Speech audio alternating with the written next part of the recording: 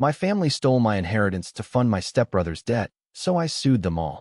Before we begin the story, make sure to subscribe to our channel and never miss more incredible stories every day. The teller slid the paper across the desk, her eyes avoiding mine. The balance on my $150,000 inheritance read 0. Let that sink in for a moment. $150,000. Completely gone. This wasn't just a pile of cash. This was my entire future. My biological dad, a man who worked himself to the bone as a union electrician, had set up a trust for me before he passed away from cancer when I was just 10 years old. He knew my mother, Susan, wasn't exactly great with finances. He wanted to make sure I had a solid foundation. The trust was structured simply. I couldn't touch the principal until my 28th birthday.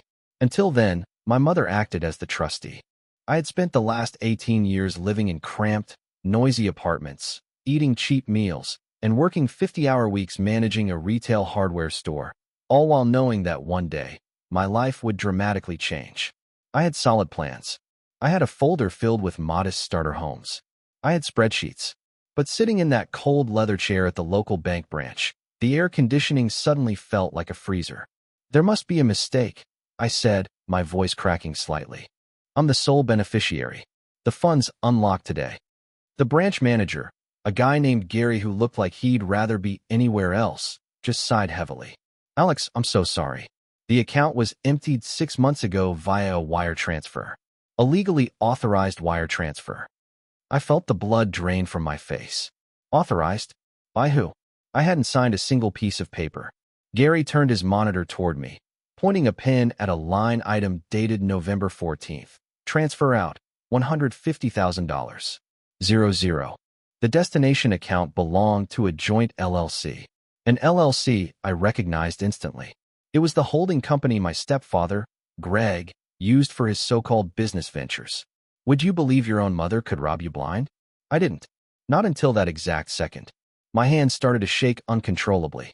The money my father literally traded his health to save for me, the safety net that kept me going through my darkest, most exhausting days, had been completely wiped out by the people supposed to protect me. I pulled out my phone and stared at my mother's contact photo, my stomach churning with a mix of profound grief and rising nausea. I took a deep breath and finally pressed the green call button. To understand how we got to this nightmare, you have to understand my family dynamic. Or rather, the blatant favoritism that defined it. When I was 12, my mother married Greg. Greg was a loud, entitled guy who drove a leased BMW and constantly bragged about his investments. He moved us into his sprawling suburban home, a place that always felt far too big and completely unwelcoming to me. But the real issue wasn't the house. It was Greg's son, Kyle. Kyle was 2 years younger than me. But from the moment we met, he was the undisputed golden child. Whatever Kyle wanted, Kyle got. If Kyle wrecked his brand new dirt bike, Greg would buy him a better one the next weekend. If Kyle failed a class, my mother would march down to the school and scream at the teacher until his grade was magically changed. How many of you grew up as the forgotten kid in a blended family? If you did, you know exactly how it feels to watch someone else get handed the world while you get handed a list of chores. I was always told that because I was mature and independent, I needed to figure things out on my own. When I turned 18, I was handed a set of cheap luggage and told it was time to start paying rent if I wanted to stay in my bedroom. I moved out the next week. Meanwhile, Kyle was sent to a private, out-of-state university fully funded by the family. He flunked out after 3 semesters, but instead of cutting him off, Greg bought him a brand new luxury SUV to cheer him up. I spent my 20s grinding away at my retail job, taking night classes at the community college, and meticulously tracking my budget. I never asked them for a dime. I didn't want their money, because I knew I had my dad's trust waiting for me. That inheritance was my light at the end of the tunnel. It was the only reason I didn't completely lose my mind when Susan and Greg constantly belittled my modest lifestyle at Thanksgiving dinners, mocking my beat-up Honda Civic while Kyle bragged about his latest expensive hobby. I let them talk, secure in the knowledge that at 28, I would finally be free of their shadow. I always believed that fairness would eventually balance the scales of my life. I had no idea the scales were already rigged entirely against me. The morning of my 20th birthday felt like magic. Usually, birthdays for me were just another Tuesday, maybe a text from Susan if she remembered, and a solitary cupcake after my shift. But this one was different. This was the finish line I had been sprinting toward for nearly 2 decades. I woke up at 6 a.m., made a pot of cheap coffee, and sat at my tiny kitchen table surrounded by paperwork. I had a pre-approval letter from a mortgage lender, a glossy brochure for a beautiful little 2-bedroom house in a quiet neighborhood, and a business plan for opening my own specialized contracting supply shop. I had done the math 100 times. The $150,000 would cover a 20% down payment on the house, leave enough for the business loan collateral, and still provide a comfortable emergency fund. For the first time in my entire life, I felt completely safe. I put on my best button-down shirt, the one I saved for job interviews, and drove to the Chase Bank right as they unlocked the front doors. I practically floated up to the teller window. "Good morning," I said, smiling so hard my cheeks hurt. "I'm here to claim a trust account. Today is my 20th birthday, and the funds are officially mine to manage." I handed over my driver's license, my birth certificate, and the heavily creased, yellowing copy of the trust document my dad's old lawyer had given me years ago. The teller, a young woman with bright pink fingernails, smiled back and began typing on her keyboard. "Happy birthday, Alex. Let's get that sorted out for you." I watched her screen reflect in her glasses. Then, I watched her smile slowly fade. She stopped typing. She clicked her mouse a few times, frowned, and leaned closer to the monitor. The silence stretched on for 30 seconds. A minute. The knot of anxiety that had lived in my stomach since childhood suddenly woke up and twisted. "Is everything okay?" I asked, trying to keep my voice light. "Just give me 1 second, please," she murmured, avoiding eye contact. She stood up abruptly and hurried over to the branch manager's office, clutching my documents like they were radioactive. I stood there, listening to the hum of the fluorescent lights, feeling a cold sweat break out on the back of my neck. The manager walked toward me with a look of pure pity on his face. Let's return to that horrific moment in Gary the bank manager's office. The initial shock of seeing a $0 balance was a physical blow, like getting punched in the solar plexus. But as Gary handed me the printed statement, the shock rapidly mutated into a terrifying clarity. I stared at the black ink on the crisp white paper. November 14th. A massive, single-wire transfer of $150,000. 00. I looked at the destination details again. Greg's LLC. I muttered, my voice sounding like it belonged to a stranger. How is this legally possible? The trust explicitly states the money is mine at 28. Nobody else was supposed to touch the principal. Gary sighed, rubbing his temples. "Alex, your mother was the legal trustee. The trust document gave her the authority to manage the funds, supposedly for your benefit, until your birthday. Usually, this means investing it or paying for your education. It requires a fiduciary duty. But as the trustee, she had the banking clearance to authorize a wire transfer." My mind raced, piecing together the timeline. November 14th. I remembered that week perfectly. It was right around Thanksgiving. Susan and Greg had hosted a massive dinner party. I remembered Greg looking stressed, drinking too much scotch, and pacing the backyard while aggressively whispering into his phone. I also remembered Kyle showing up in a brand new designer suit, acting strangely manic. "Can you print out the wire authorization form?" I asked Gary, my voice hardening. "I want to see the signature." He clicked a few buttons and handed me another sheet of paper. There it was. My mother's signature, loopy and distinct, right next to Greg's signature as the recipient of the funds. They had marched into a bank, signed away my father's dying wish, and handed my entire future to my wildly irresponsible stepfather. A text message suddenly popped up on my phone's lock screen. It was from Susan. "Happy birthday, sweetie. So proud of you. Dinner tonight at our place?" I stared at the text, feeling a white-hot, blinding rage replace the cold shock. They had stolen everything from me, and she was inviting me over for a birthday pot roast like nothing had happened. I grabbed the bank statements, walked to my car, and drove straight to their house. I didn't even bother knocking. I shoved my key into the front door of their pristine suburban house and pushed it open so hard it bounced off the entryway wall. Susan was in the kitchen, humming to herself while frosting a cake. Greg was sitting at the island, tapping away on his iPad, a smug look on his face. "Alex, you're early," my mother chirped, wiping her hands on an apron. "We weren't expecting you until 6. I didn't say a word. I walked straight up to the kitchen island and slammed the bank statements down on the marble countertop. The loud smack echoed through the quiet house. Greg flinched, looking down at the papers. His smug expression vanished instantly, replaced by a tight, defensive grimace. Susan peered over his shoulder. "What is this, honey?" she asked, her voice dropping an octave. "Where is it?" I demanded, my voice shaking with raw fury. "Where is the $150,000 my dad left me?" Susan physically recoiled, clutching her chest. Greg, however, just sighed and took off his reading glasses. He didn't look guilty. He looked annoyed.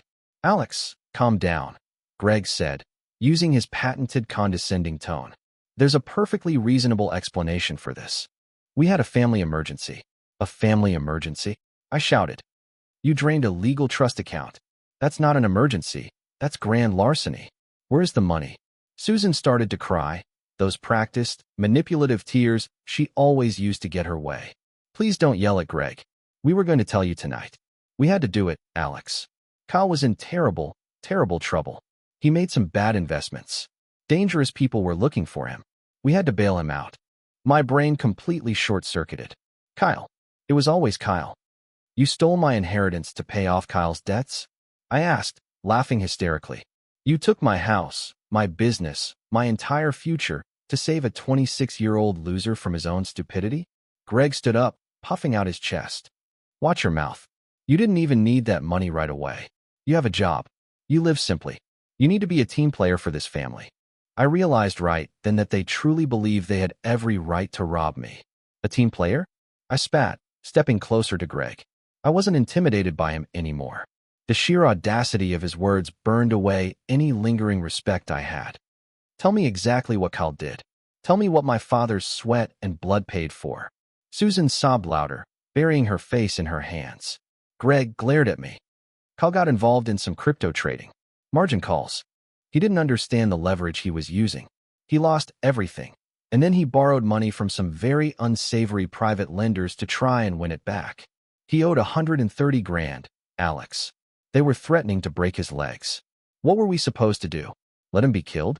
You were supposed to mortgage this massive house," I screamed, gesturing to the vaulted ceilings. "You were supposed to sell his luxury car. You were supposed to use your own damn money, not mine." Greg slammed his fist on the counter. "My money is tied up in real estate. We didn't have the liquid cash. Your mother had access to a sitting pile of cash that was doing nothing. We used it to save your brother's life. We were going to pay you back eventually." "Eventually?" I scoffed. "When? Next decade? You took 150 grand. Where did the other 20 go?" Greg crossed his arms, looking away. "Kyle needed relocation money and a deposit for a new apartment. To start fresh." I felt violently ill. They hadn't just paid off loan sharks. They had funded Kyle's new lifestyle with the last pieces of my dead father's legacy. Have you ever looked at the people who raised you and realized they were absolute monsters? "You're both disgusting," I said quietly, the anger suddenly crystallizing into something cold and sharp. "I want every single penny back by Friday, or I'm going to the police." Susan gasped, grabbing my arm. "Alex, no. You can't. It would ruin us. It would ruin Kyle. Please, stop being so incredibly selfish. We are your family." I yanked my arm away from her grasp as if her touch would burn my skin. I looked my mother dead in the eyes and delivered my final, irreversible answer. "I am not being selfish, Susan," I said, my voice eerily calm. "I am demanding what is legally mine. You have until Friday." Greg's face turned a dangerous shade of purple. He marched over to the front door and threw it open. "Get the hell out of my house," he roared. "You ungrateful little brat. We put a roof over your head for years, and the second we need a favor, you threaten us with the police? You're dead to this family. Get out." I didn't hesitate. I walked out the door and never looked back. By the time I reached my car, my phone was already exploding. Susan had clearly gone straight to the family group chat. The notifications poured in like a digital avalanche. Texts from my aunt, my cousins, and even Kyle himself. "Kyle, bro, WTF? You're really threatening mom over some old money. Chill out, we'll sort it. Aunt Linda, Alex, I am so disappointed in you. Your mother is in hysterics. Family helps family. You need to apologize immediately." They were painting me as the villain. The greedy, heartless son who was trying to destroy his family over a simple misunderstanding. Over the next 48 hours, I was systematically exiled. I was blocked on social media, removed from the family chat, and my calls to relatives went straight to voicemail. The flying monkeys had chosen their side. They believed Susan's tearful narrative that I was acting like a monster. It was a deeply isolating, agonizing pain. For 2 days, I sat in my cramped apartment, staring at the ceiling, wondering if I was crazy. Wondering if maybe I should just let it go. It was just money, right? But then I would look at the photo of my dad on my nightstand. I remembered him coming home covered in drywall dust, coughing violently, but still smiling because he had put away another $100 for my trust. They didn't just steal money. They stole his sacrifice. They stole his love for me. The grief finally gave way to a hardened, absolute resolve. I wasn't going to just let this go. I opened my laptop and started searching for the most aggressive litigation attorneys in town. Finding a lawyer willing to sue a family member isn't hard, but finding a lawyer who scares you a little bit? That takes effort. That's how I found Ms. Vance. She operated out of a sleek, glass-walled office downtown, wore a tailored gray suit, and didn't smile once during our consultation. I laid out the trust documents, my birth certificate, and the bank statements on her massive oak desk. I spent 20 minutes explaining the situation, my voice trembling occasionally as I recounted the betrayal. Ms. Vance didn't offer a single word of sympathy. She didn't offer tissues. She just adjusted her glasses and meticulously read through the paperwork, highlighting clauses with a bright yellow marker. So, I asked nervously when the silence became unbearable, "Do I have a case? My stepdad says it's family money, and they can just pay me back later." "MS." Vance finally looked up, her expression utterly cold. "Your stepfather is an idiot. This isn't a family dispute, Alex. This is a crime." She tapped the trust document. "Your mother was bound by a strict fiduciary duty. Her sole legal obligation was to protect these assets for your benefit. By transferring these funds to a third-party LLC owned by her husband to pay off a non-beneficiary's debt, she committed a textbook breach of fiduciary duty. Furthermore, crossing state lines or using federal banking systems to misappropriate trust funds skirts dangerously close to federal wire fraud." I swallowed hard. "Wire fraud? Like prison time?" "Potentially," she replied smoothly. "But our primary goal in civil court will be making you whole. We will sue Susan for the breach, and we will sue Greg and his LLC for unjust enrichment and conversion. We will freeze their assets, subpoena every financial record they have, and force them to liquidate whatever is necessary to pay you back, plus legal fees." She leaned forward, resting her chin on her hands. "But you need to understand something, Alex. Once I file these papers, there is no going back. This will destroy your family." I looked at the undeniable proof of their theft and nodded my head in agreement. The investigation phase moved with terrifying speed. MS. Vance wasn't just a lawyer. She was a financial bloodhound. Once we officially filed the lawsuit, the discovery process began. We slapped Greg and Susan with subpoenas demanding 10 years of bank records, LLC tax filings, and personal financial statements. At first, they tried to ignore the demands. Greg's cheap lawyer sent a letter claiming the records were irrelevant to a familial loan dispute. MS. Vance responded by hauling them in front of a judge on a motion to compel, and the judge threatened Greg with contempt of court. The documents flooded in a week later. Sitting in Ms. Vance's conference room, drinking terrible office coffee, we spent hours tracing the exact path of my inheritance. It was worse than I thought. Greg hadn't just paid off Kyle's loan sharks. We found the wire transfers. $90,000 went to an offshore crypto exchange account to cover Kyle's catastrophic margin calls. $30,000 went directly to a high-interest private lender in Las Vegas. And the rest? The remaining $30,000 went into Greg's personal checking account. We found receipts for a first-class vacation to Cabo, a new set of golf clubs, and a $5,000 deposit on a leased Porsche for Kyle. They hadn't just used my money to save Kyle's life. They had used my money to treat themselves. My father's literal life savings were blown on margaritas and luxury car payments. The paper trail was absolute, undeniable proof of their overwhelming greed. "Look at this," Ms. Vance said, tapping a bank statement from December. "They drained your trust, and less than 3 weeks later, Susan bought a $12,000 diamond tennis bracelet. She charged it to the LLC. I felt a hollow, aching emptiness in my chest. The mother who used to read me bedtime stories had completely ceased to exist. In her place was a stranger who wore stolen diamonds and called me selfish. We had everything we needed to utterly obliterate them in court.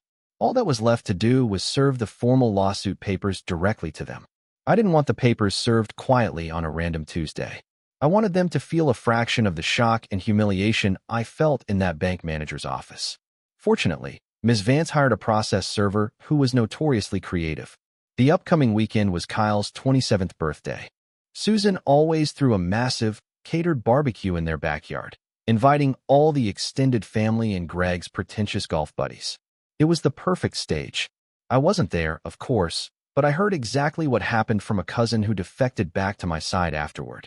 Right in the middle of Kyle blowing out the candles on his custom bakery cake, a man in a polo shirt carrying a pizza box walked through the side gate. When Greg aggressively asked who ordered pizza, the man opened the box, pulled out a thick stack of legal documents, and slammed them onto the patio table next to the cake. "Susan and Greg, you have been officially served," he announced loudly, turning and walking out before anyone could process what had happened. My phone started vibrating violently around 8 p.m. I sat on my couch in the dark, watching the missed calls pile up. Then came the voicemails. I pressed play on the first one, pouring myself a glass of cheap whiskey. It was Greg, screaming so loudly the audio distorted. "You little piece of trash. You actually sued us. You embarrassed us in front of everyone. I'm going to countersue you into oblivion. You'll never get a dime." The next voicemail was Susan, oscillating between furious shrieking and violent sobbing. "Alex, how could you do this to your own mother? The police? Fraud charges? You are tearing this family apart. Call me back right now. We can fix this." I didn't call her back. I didn't text. I let the silence become my weapon. Let them panic. Let them realize that the helpless, independent kid they had discarded was now holding a financial guillotine over their heads. The next morning, Greg decided to try a different, far more desperate negotiation tactic. At 10 a.m. on Monday, my doorbell rang. I checked the peephole and saw Greg standing in the hallway of my dingy apartment building. He was wearing a sharp suit, trying to look intimidating, but the heavy bags under his eyes betrayed his panic. I unlocked the door, keeping the chain fastened. "What do you want, Greg?" I asked flatly. "Let me in, Alex. We need to talk like men," he demanded, leaning against the doorframe. I closed the door, unhooked the chain, pulled out my phone, and hit the record button on my voice memo app. I lived in a one-party consent state, a fact Ms. Vance had conveniently reminded me of. I opened the door wide. Greg stepped in, looking around my tiny living room with undisguised disgust. "Look," he started, his tone patronizing. "You've made your point. You're angry. But this lawsuit is ridiculous. It's going to cost you thousands in legal fees. And for what? We don't have 150 grand sitting in a vault." "Then you shouldn't have stolen it," I replied, crossing my arms. He waved his hand dismissively. "We didn't steal it. We repurposed it. But fine. You want your money? I'll give you a payment plan. I'll write you a check right now for $1,000, and I'll send you $500 a month until it's paid off. But you dropped the lawsuit today." I did the mental math. At $500 a month, it would take 25 years to pay me back, completely ignoring interest, inflation, or the fact that they owed me the entire lump sum immediately. $500 a month? I scoffed. "You bought Susan a $12,000 bracelet 2 weeks after emptying my trust. You leased Kyle a Porsche. Don't insult my intelligence, Greg." Greg stepped into my personal space, his face turning red. "You listen to me, you ungrateful punk. You take the deal, or I will tie this up in court for years. I will drain you dry. You'll get nothing." I smiled, tapping my phone screen to stop the recording. I forwarded the crystal-clear audio file directly to my lawyer before kicking him out. The deposition was held in a sterile, terrifyingly quiet conference room at Ms. Vance's firm. A court reporter sat in the corner, fingers hovering over her stenograph. Susan looked pale and fragile, clutching a tissue. Greg sat rigidly, projecting false confidence. Kyle was legally required to be there as a witness, slumping in his chair and playing with his phone. Ms. Vance started with Susan. She systematically walked her through the trust documents. "Mrs. Susan, do you acknowledge that your sole duty as trustee was to act in the best financial interest of your son, Alex?" Ms. Vance asked, her voice like ice. "Yes," Susan whispered. "And how?" Ms. Vance continued, sliding the November bank statement across the table. Did transferring $150,000 to your husband's LLC benefit Alex? Susan started to cry. It was for family. If Kyle went down, we all went down. Alex would want his brother safe. MS. Vance didn't flinch. So, to be clear, you knowingly utilized funds legally designated for Alex to satisfy the debts of an unrelated third party? Susan choked on her tears and nodded. Ms. Vance turned to Greg. She pulled out the receipts. The Vegas lender. The Cabo vacation. The diamond bracelet. Mr. Gregg, you claim this was an emergency loan. Yet, $30,000 was diverted for luxury personal expenses. Did Alex authorize the purchase of a $12,000 diamond bracelet? Greg's face twisted in fury. We were under a lot of stress. We needed a vacation. It's our family money. We manage it. No, sir, Ms. Vance snapped, slamming her hand on the table. It is a legally protected trust. You orchestrated a theft. And we have the audio recording of you attempting to extort my client into dropping this suit. The color completely drained from Greg's face. Kyle finally looked up from his phone, his jaw dropping. The illusion of their invincibility shattered right there in the room. They couldn't lie, bully, or gaslight their way out of a paper trail. Greg lunged across the table toward Ms. Vance before his own lawyer pulled him back. We didn't even have to go to a full trial. The evidence from the deposition was so overwhelmingly damning that Greg's attorney practically begged for a settlement conference. But Ms. Vance and I refused to settle for anything less than absolute surrender. We demanded summary judgment from the judge, and we got it. Sitting in the courtroom, I listened as the judge delivered the final ruling. It was a complete, unconditional victory. Susan was found liable for gross breach of fiduciary duty. Greg and his LLC were found liable for conversion and unjust enrichment. The court ordered them to pay back the full $150,000, plus an additional $40,000 in punitive damages, plus every single cent of my legal fees. The total judgment against them was over $220,000. As the judge slammed his gavel, I looked over at the defense table. Susan was sobbing so hard she was hyperventilating, her head resting on the wooden desk. Greg was staring straight ahead, his eyes wide, breathing heavily. The arrogant, condescending man who had belittled my job and my car was entirely broken. The horrible reality was finally dawning on them. They were completely broke. They lived a lifestyle funded by debt, credit cards, and leveraged real estate. They didn't have $220,000 in liquid cash. They couldn't just write a check to make this go away. What happens now? I whispered to Ms. Vance as we packed our briefcases. Now, she smiled, a genuine, terrifying shark smile. Now we collect. We file the judgment liens. We go after their assets. They're going to learn what it actually means to pay their debts. Walking out of the courthouse, the afternoon sun felt warmer than it had in months. I ignored the desperate screams of my mother echoing down the marble hallway. My father's legacy was safe, and justice was finally being served on a silver platter. The financial destruction of the people who raised me was about to officially begin. Collecting on a massive legal judgment is a slow, methodical, and incredibly ruthless process. Ms. Vance didn't waste a single day. She immediately filed property liens against Greg's precious LLC and, most importantly, against their sprawling suburban dream home.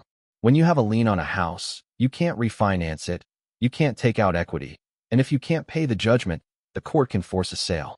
That is exactly what happened. Greg tried desperately to secure a loan to pay me off, but his credit was destroyed by Kyle's previous messes and the massive public judgment against him. 2 months later, a bright red for sale sign went up on the front lawn of my childhood home. They were forced to liquidate the property in a rapid, below-market sale just to satisfy the court order. I drove by the house on the day they were moving out. I parked across the street and watched. There were no movers. They couldn't afford them. Greg and Kyle were hauling cheap cardboard boxes into a rented U-Haul, sweating and arguing loudly. Susan was sitting on the front porch steps, holding her face in her hands. The pristine facade of their perfect, wealthy family was entirely gone. Watching them load those boxes, I felt no pity, only a profound sense of closure. But the absolute best part of the day was watching the tow truck pull up. Because the LLC was named in the judgment, its assets were fair game.